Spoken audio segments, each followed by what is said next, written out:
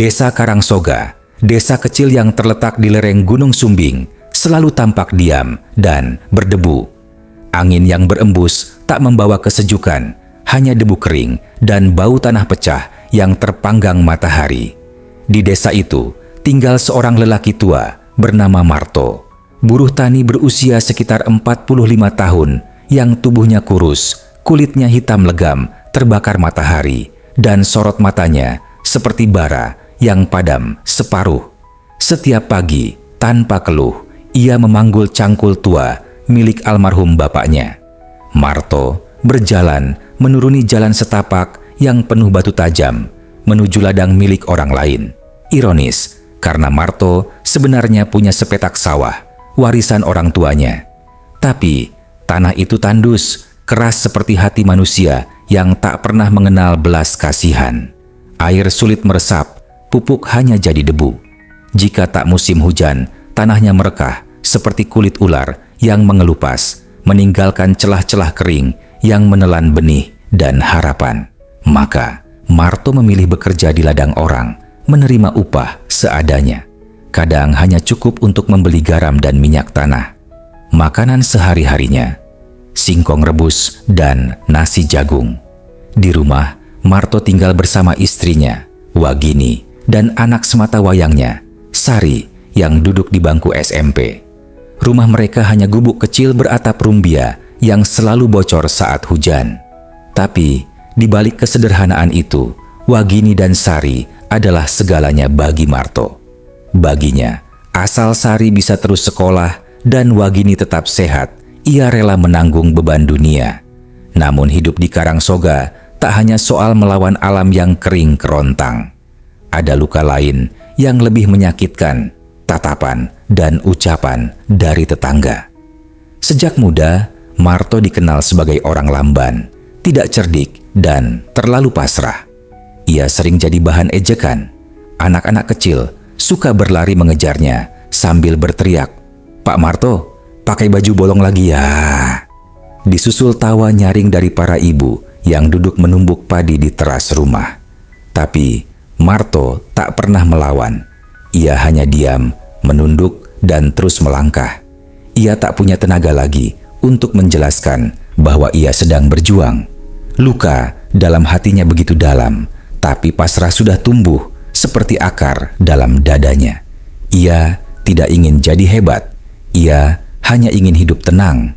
Namun hidup yang tenang tampaknya tak berpihak padanya. Suatu hari, pemilik ladang tempat Marto biasa bekerja datang dan berkata, "Maaf To, ladang ini udah saya gadaikan." Marto hanya diam, tapi tangannya gemetar. Ia kehilangan satu-satunya sumber penghasilan. Hari-hari berikutnya diisi dengan duduk termenung di depan gubuk, menatap bukit yang semakin kelabu, tertutup mendung. Wagini berusaha menghibur, "Sudah To, Gusti Allah ora sare."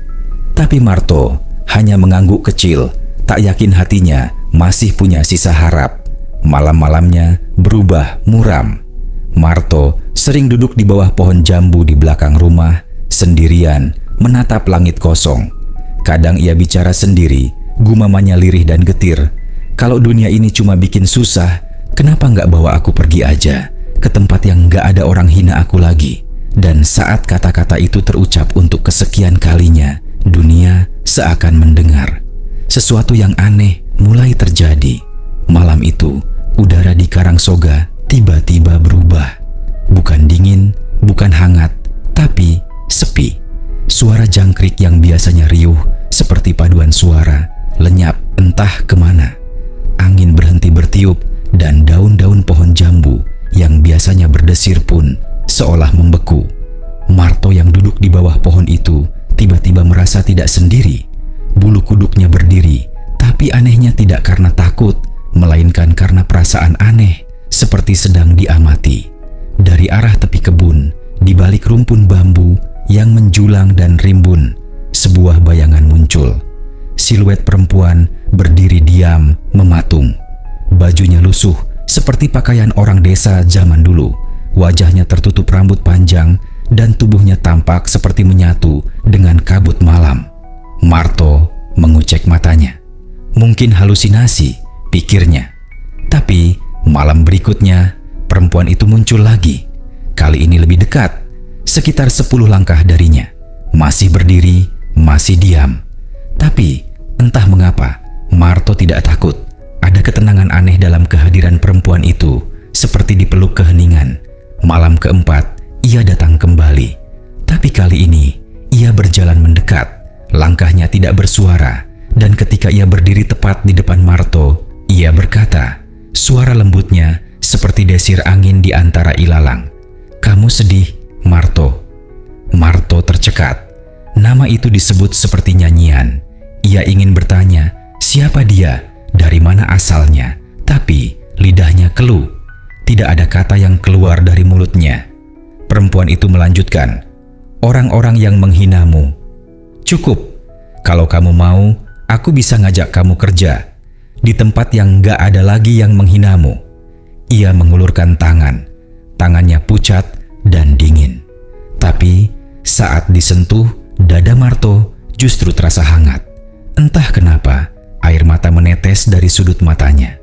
Tubuhnya mendadak lemas. Setelah itu, semuanya gelap.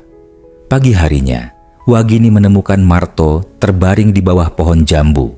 Tubuhnya dingin, tapi wajahnya tersenyum. Tidak seperti orang yang lelah. Tidak seperti orang yang patah. Ia seperti seseorang yang baru saja bangun dari mimpi indah. Saat ia sadar, hanya satu kalimat yang keluar dari bibirnya. "Bu, aku dapat kerjaan." Sejak malam itu, Marto berubah. Bukan dalam arti aneh, bukan juga jadi gila. Ia masih bangun pagi seperti biasa, masih menyapu halaman dan menyeduh kopi untuk Wagini. Tapi ada yang berbeda dalam sorot matanya. Seperti ada bara yang kembali menyala pelan-pelan. Ia lebih tenang, lebih senyap, namun tidak murung. Ia tidak lagi duduk lama di bawah pohon jambu. Ia tidak lagi termenung saat mendengar suara tetangga yang mencibir. "Marto kok senyum-senyum aja sekarang?" tanya Wagini suatu pagi. Marto hanya menjawab, "Gusti itu adil, Bu. Aku akhirnya dipercaya kerja." Wagini heran. Tak ada kabar dari siapapun soal pekerjaan.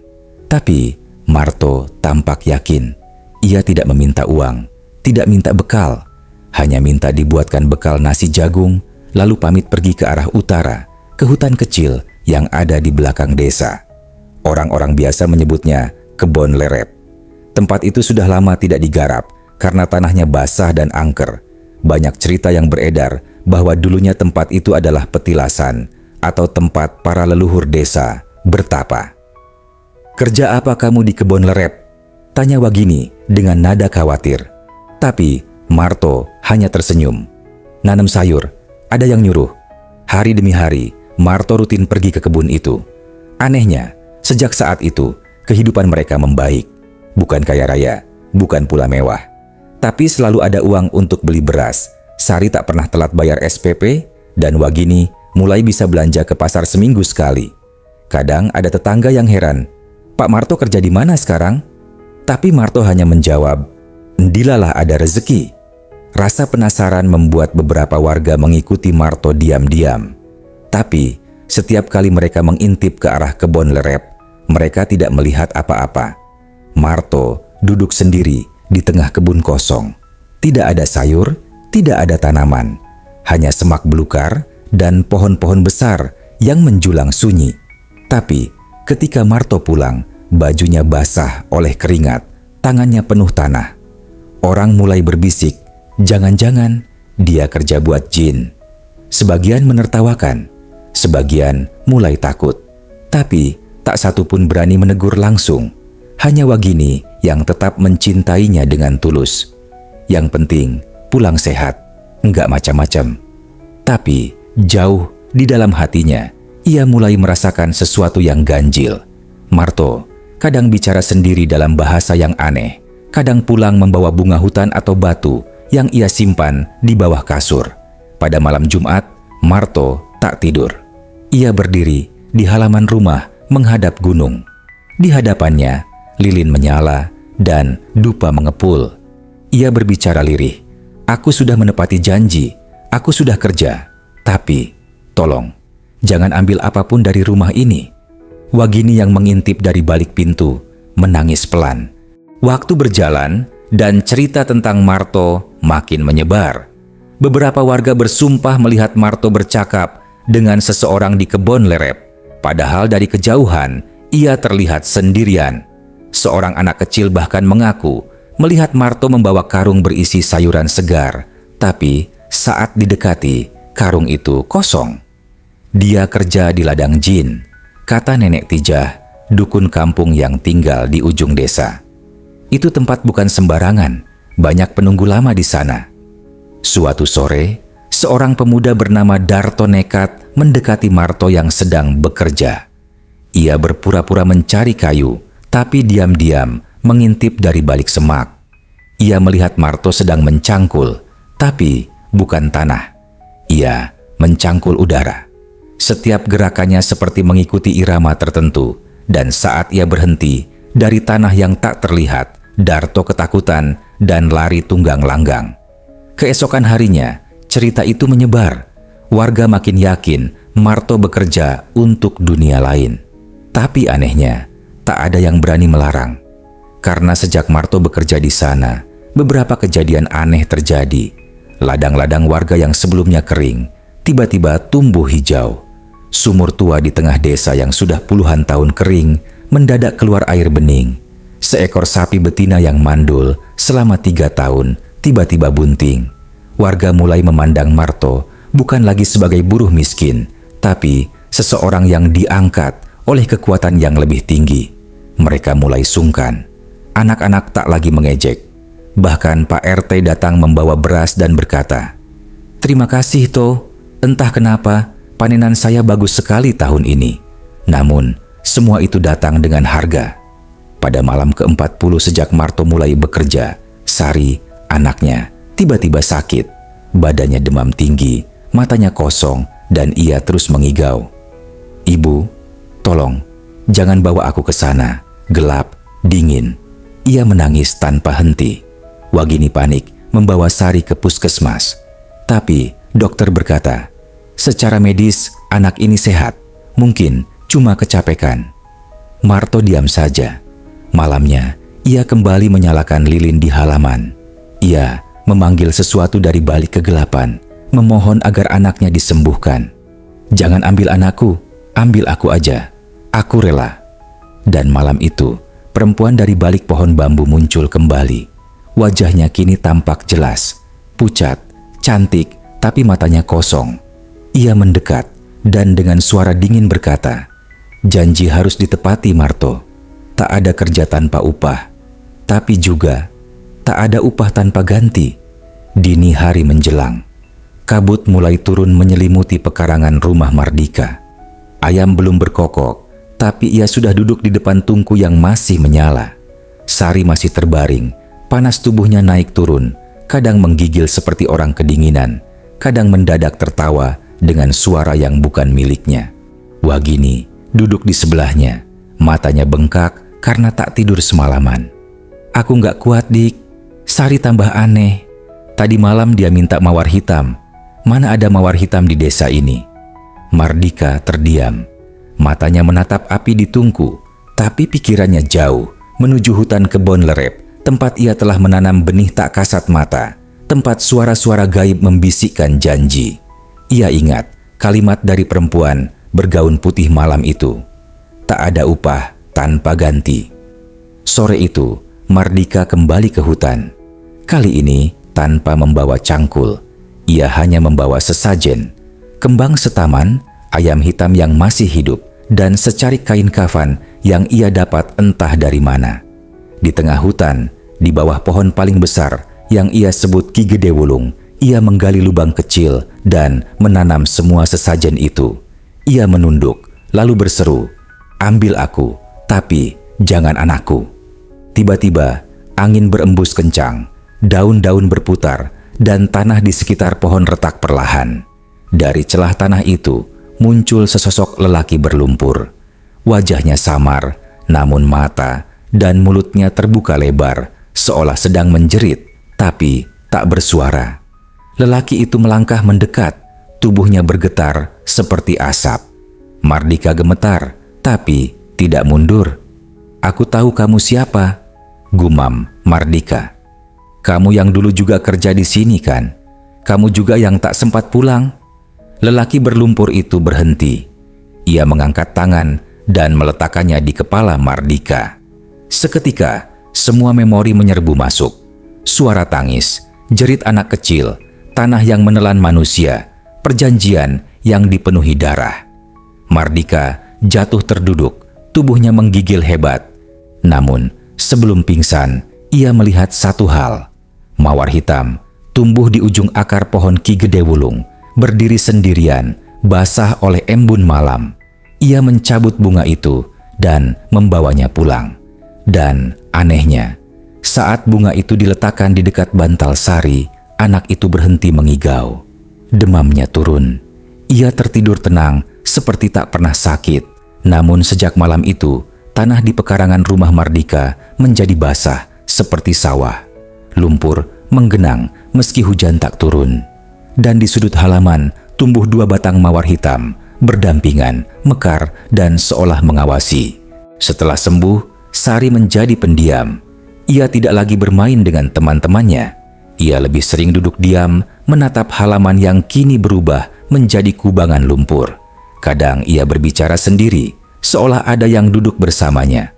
Suaranya lembut, tapi kadang terdengar seperti sedang berbicara dengan seseorang yang jauh lebih tua. "Dia baik, Bu," katanya suatu pagi. "Namanya Paman Suko. Dia tinggal di bawah tanah, di dekat sumur. Dia suka nyanyi." Wagini merinding. "Sumur mana, Nak?" "Sumur belakang, yang udah lama ditutup itu." Sumur yang dimaksud Sari adalah sumur tua peninggalan kakek Mardika. Sudah puluhan tahun ditutup karena airnya berbau dan pernah membuat seekor kambing mati mendadak setelah minum dari sana. Kini, sumur itu hanya ditutupi kayu dan tanah. Tapi, Wagini sering merasa, sejak bunga mawar hitam tumbuh, sumur itu berdenyut seperti jantung. Malam-malam tertentu, terdengar bunyi glug-glug dari dalam, seperti ada yang hidup di dasar sana. Mardika mulai mimpi buruk setiap malam. Ia bermimpi menggali sumur dengan tangan kosong, dan dari dalamnya keluar suara rintihan. Kadang, suara anak kecil memanggilnya. Kadang, suara perempuan menangis. Di ujung mimpi, selalu ada wajah lelaki berlumpur itu, tersenyum, seolah puas dengan sesuatu. Suatu malam, Mardika terbangun karena mendengar suara gamelan dari arah belakang rumah. Ia mengintip dari celah jendela dan melihat pendar cahaya kemerahan dari arah sumur tua. Awalnya, ia mengira warga sedang hajatan, tapi siapa yang bikin hajatan di tengah malam? Ia keluar, berjalan perlahan ke arah suara itu. Di dekat sumur, ia melihat bayangan manusia. Banyak, puluhan. Semuanya berpakaian seperti petani, wajahnya kosong, dan tubuh mereka seolah tembus pandang. Mereka menari pelan mengelilingi sumur, mengangkat tangan seperti memuja sesuatu. Di tengah-tengah mereka berdiri sosok perempuan bergaun putih yang sama dari malam pertama. Perempuan itu menatap Mardika dan tersenyum. "Kamu sudah memenuhi tugasmu, Mardika. Tapi ingat, kehidupan yang diberi dari tanah akan ditelan kembali oleh tanah." Cahaya menghilang. Bayangan-bayangan itu lenyap. Mardika jatuh terduduk di depan sumur, menangis pelan. Ia tahu, semua ini belum berakhir. Ia telah menukar sesuatu yang tak bisa dikembalikan. Mungkin bukan nyawa, tapi jiwanya sendiri. Dan sejak malam itu, sumur tua kembali terbuka. Tapi airnya bukan lagi air, melainkan lumpur pekat yang setiap malam berbuih, seperti bernapas. Sudah hampir 3 minggu sejak malam itu. Sejak Sari sembuh, sejak sumur tua kembali terbuka, dan sejak bunga mawar hitam tumbuh di halaman. Tapi hidup Mardika tak menjadi lebih tenang. Malam-malamnya justru semakin panjang. Hatinya seperti diikat oleh beban yang tak terlihat, dan setiap kali ia menatap tanah di sekeliling rumahnya, dadanya bergemuruh oleh rasa bersalah yang tak bisa ia jelaskan. Ia mulai sering melihat bayangan melintas di balik jendela, meski tak ada siapa-siapa di luar. Anjing tetangga mendadak melolong setiap malam tepat pukul 2. Burung hantu bersarang di loteng rumah. Dan lumpur itu seolah hidup. Basahnya tidak pernah kering. Bahkan saat kemarau, halaman rumah Mardika tetap tergenang. Suatu malam, Wagini memanggilnya dari dapur dengan suara gemetar. "Dik, lihat ini." Ia menunjukkan seikat akar yang terangkat dari bawah lantai dapur. Akar itu bukan akar biasa. Warnanya kehitaman, seolah terbakar, dan baunya menyengat seperti bangkai.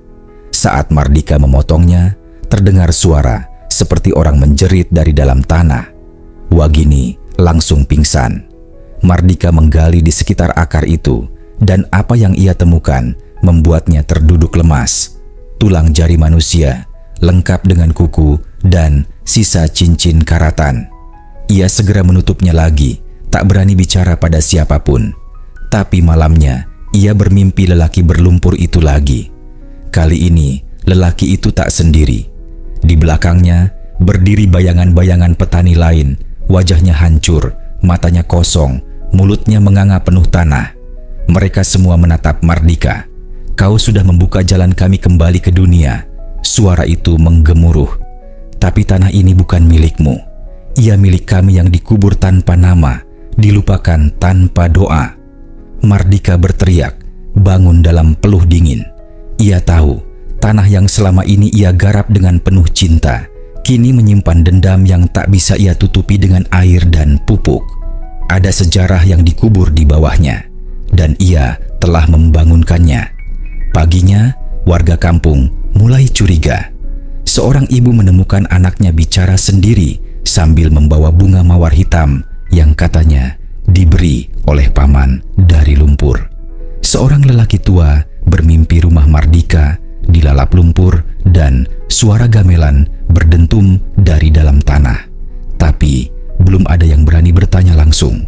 Sampai malam itu, saat seekor sapi milik tetangga menghilang dan jejaknya berakhir di halaman rumah Mardika, tepat di depan mawar hitam. Kabar hilangnya sapi menyebar cepat. Keesokan harinya, warga mulai berdatangan ke rumah Mardika. Beberapa hanya mengintip dari kejauhan, beberapa berbisik-bisik sambil menunjuk sumur tua yang kini terbuka tanpa penutup. Ada yang nekat mendekat dan mencium bau busuk dari lubangnya. Namun, sebelum warga benar-benar menggeruduk, datanglah Mbah Rasmi, dukun sepuh yang sudah lama tak keluar rumah. Dengan tubuh ringkih dan mata tajamnya, ia langsung meminta Mardika menemuinya malam itu juga. Di rumahnya yang penuh asap dupa, Mbah Rasmi membuka suara dengan nada pelan tapi berat. "Kamu sudah membuka jalan bagi mereka yang dikubur tanpa nisandik. Tanah yang kau garap dulu adalah ladang pesugihan. Banyak petani mati di situ demi memperkaya juragan. Mereka dikubur diam-diam tanpa upacara. Arwahnya jadi lumpur, dan kamu telah membangunkan mereka kembali." Mardika gemetar. "Saya cuma ingin anak saya sembuh. Saya nggak tahu apa-apa tentang ladang pesugihan. Kamu tahu setelahnya, dan kamu tetap melanjutkan," potong Mbah Rasmi. "Kamu beri sesajen, kamu tanam bunga hitam, kamu gali dengan niat untuk balas jasa. Itu sudah cukup membuka gerbang." Mbah Rasmi kemudian mengambil segenggam tanah dari halaman rumah Mardika yang dibawa dalam kantung plastik. Ia meletakkannya di atas tungku dupa dan membakar kemenyan. Dalam sekejap, asapnya berubah merah darah. "Terlambat, tanah ini sudah memilih. Kamu harus siap kehilangan sesuatu yang kau cintai." Kata-kata itu menempel di kepala Mardika sampai malam menjelang. Dan benar saja, saat tengah malam tiba, teriakan Wagini mengguncang rumah. Sari tak ada di ranjangnya. Di lantai kamarnya hanya ada jejak lumpur kecil menuju pintu belakang. Mardika berlari keluar, mengikuti jejak itu yang mengarah ke sumur tua.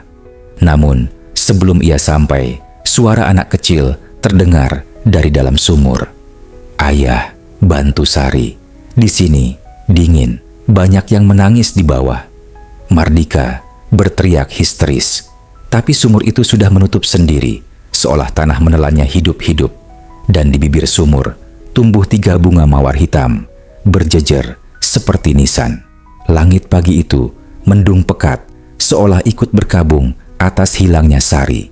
Mardika terduduk lunglai di samping sumur, matanya sembab, wajahnya penuh lumpur. Wagini hanya bisa menangis tanpa suara di sudut kamar, memeluk selimut anak mereka yang tak kembali. Semua warga kini sudah tahu ada sesuatu yang salah di rumah Mardika. Beberapa di antara mereka mencoba mengusir Mardika secara halus. Ada yang mengirim surat tanpa nama, ada yang sekadar membalikan badan saat berpapasan dengannya. Bahkan warung dekat rumahnya menolak menjual beras saat ia datang. Tapi Mardika tak peduli. Ia hanya ingin menggali kembali sumur itu, berharap menemukan Sari atau setidaknya jasadnya. Namun tanah itu tak mau dibongkar. Sekuat apapun ia menggali, tanah itu selalu menutup kembali dengan sendirinya. Tak ada suara, tak ada gerakan, hanya aroma anyir dan hawa dingin yang memeluk tulangnya. Seolah tanah itu hidup, bernapas, dan menolak disentuh.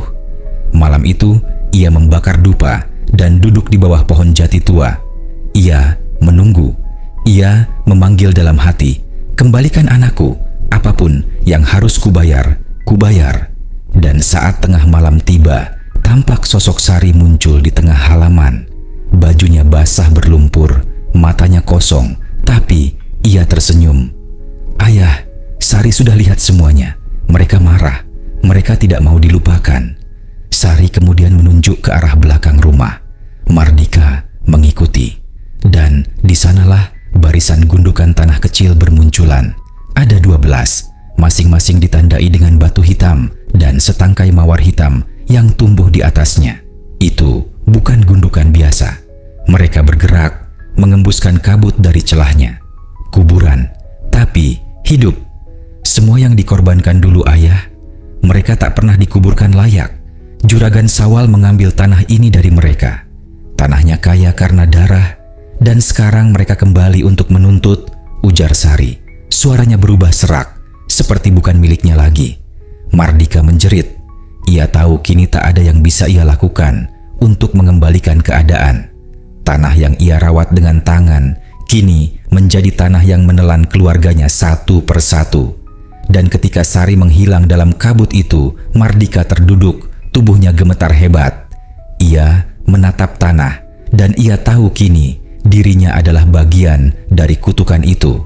Wagini ditemukan pagi harinya, berjalan tanpa arah di pinggir jalan desa. Bajunya compang-camping dan wajahnya penuh tanah kering. Ia menggenggam bunga mawar hitam yang tak hancur meski diremas kuat. Ia hanya menggumam satu kalimat berulang-ulang. Jangan garap tanah yang menyimpan nama-nama yang hilang. Orang-orang tak lagi berani mendekat ke rumah Mardika. Mereka menyebut tempat itu kebun arwah, tanah terkutuk tempat tumbuhnya bunga kematian. Bahkan dukun-dukun desa yang biasanya pongah menolak datang. Mereka tahu ini bukan sekadar gangguan gaib. Ini balas dendam dari masa lalu yang kelam. Sementara itu, Mardika mengurung diri di rumah. Ia tak makan, tak bicara, hanya menatap keluar jendela ke arah sumur yang kini dikelilingi 20 bunga mawar hitam. Setiap malam, ia mendengar suara anak kecil tertawa dan tangis lelaki dewasa bercampur. Bau tanah basah seperti menyusup ke pori-porinya. Hingga suatu malam, Mardika berdiri di depan cermin. Ia memotong rambutnya, mengenakan baju terbaiknya, lalu menulis surat pendek. Aku tidak ingin lari. Aku tahu ini bukan tentangku, tapi aku yang membangunkan mereka. Jika darahku bisa jadi jembatan, aku rela. Sari, ayah menyusulmu. Ia berjalan pelan ke sumur tua, dan tanpa ragu, melompat masuk ke dalam kegelapan. Keesokan harinya, sumur itu tidak ditemukan lagi. Tanahnya rata sempurna, dan di atasnya tumbuh 30 bunga mawar hitam, berbaris melingkar seperti pagar. Tak ada jejak Mardika, tak ada teriakan, hanya tanah, sunyi, dan angin yang kadang membawa suara cangkul menghantam bumi. Desa itu kemudian ditinggalkan satu persatu oleh penduduknya. Dan rumah Mardika kini dikenal sebagai rumah tanah berdoa, tempat orang datang diam-diam untuk meletakkan bunga dan permohonan agar mereka yang terkubur tanpa nama bisa tenang. Namun, tak ada yang berani tinggal lama, karena kadang dari tanah halaman rumah itu tumbuh bunga baru setiap malam Jumat. Dan jika kau menatap cukup lama, bunga itu akan berbisik namamu.